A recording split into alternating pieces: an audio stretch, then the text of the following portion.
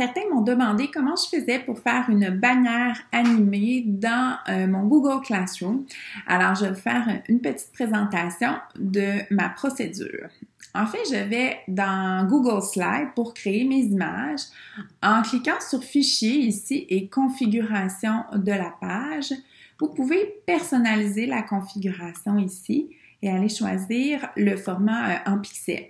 Donc, la grandeur idéale pour faire la bannière est de 1600 pixels par 400 pixels. Donc, une fois que j'ai sélectionné mes dimensions, je fais appliquer.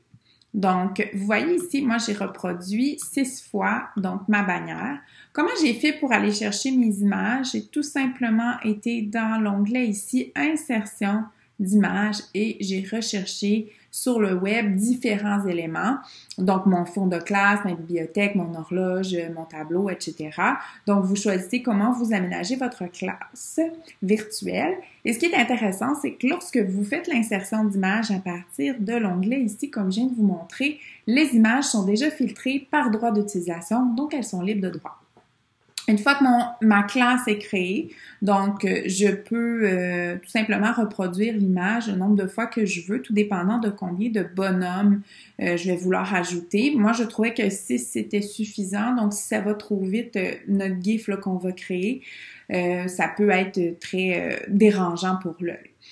Donc ensuite, une fois que c'est aménagé, je suis allée installer l'extension qui s'appelle Bitmoji.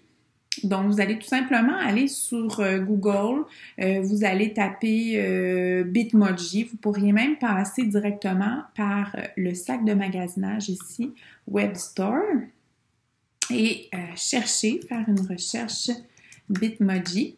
L'extension, elle est débloquée pour le centre de service scolaire des influents, donc il n'y a pas de problème. Vous allez cliquer ici, vous allez faire tout simplement « Ajouter à Chrome ».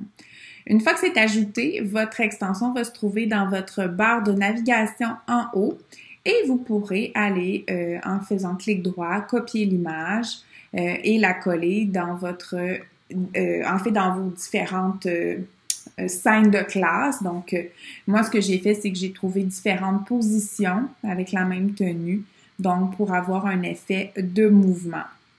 Donc, voilà.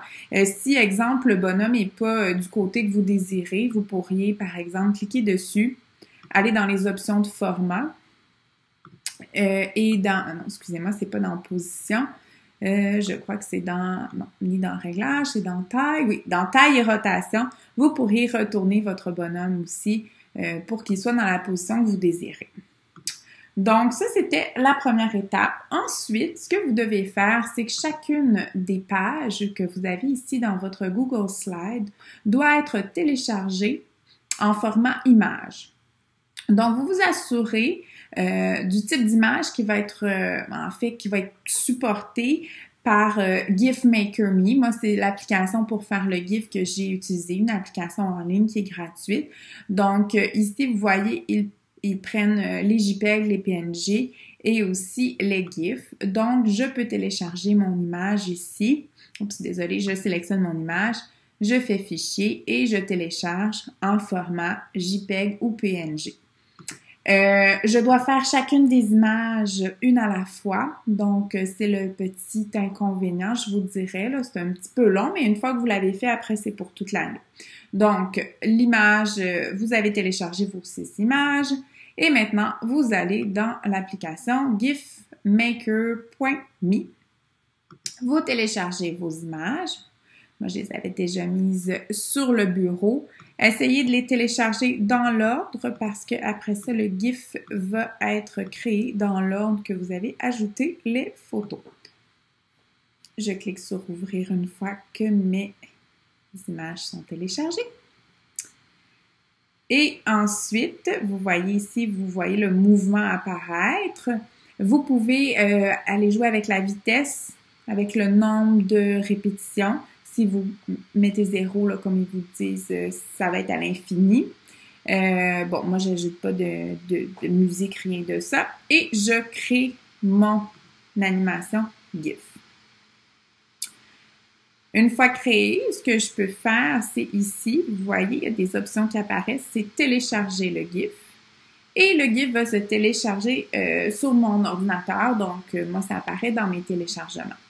La dernière étape ensuite, c'est de vous rendre sur votre application Google Classroom, de choisir votre classe. Donc, moi, j'ai déjà ma bannière, mais si je vais ici sur ma classe, je vais aller importer la photo et la photo, je vais la sélectionner sur mon ordinateur dans mes téléchargements. Je m'assure de prendre l'extension en .gif et d'ouvrir ici. Lorsque ce sera ouvert, vous allez voir la bannière va vraiment s'afficher dans, comme ici, là, vous voyez le carré, là, vous pouvez redimensionner pour le bon format. Oups, des fois, c'est pas évident là, de prendre les bonnes poignées. Donc, on prend la poignée, on étire pour vraiment voir la bannière en entier. Et ensuite, on peut cliquer sur « Sélectionner le thème en cours ». Donc, moi, je ne vais pas le faire parce qu'elle est déjà là.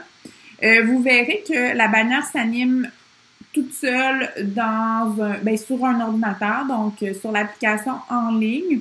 Lorsque vous êtes sur un iPhone, un téléphone intelligent ou un iPad, en fait, l'animation ne va pas se faire de la même façon. Même, je pense que ça ne fonctionnait pas là, sur ma tablette. Donc, c'est vraiment pour rendre votre classe dynamique.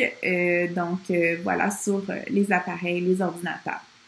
Alors, c'était mon astuce pour Google Classroom et faire une bannière animée.